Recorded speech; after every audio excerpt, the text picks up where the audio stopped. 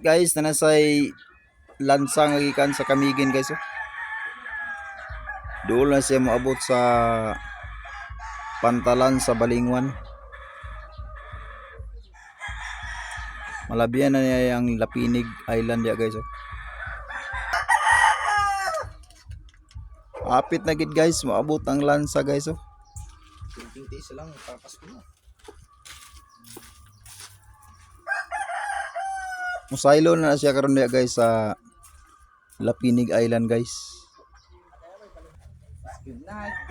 Apit na gid guys, nagsaylo guys ang lansa guys.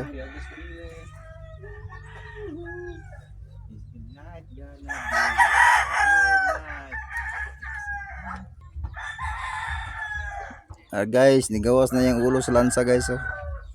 Saylo na siya karon taud-taud guys, dunggo na karon sa Pantalan. Alright guys, niabot agad ang lansa guys, ni dunggo na sa Pantalan.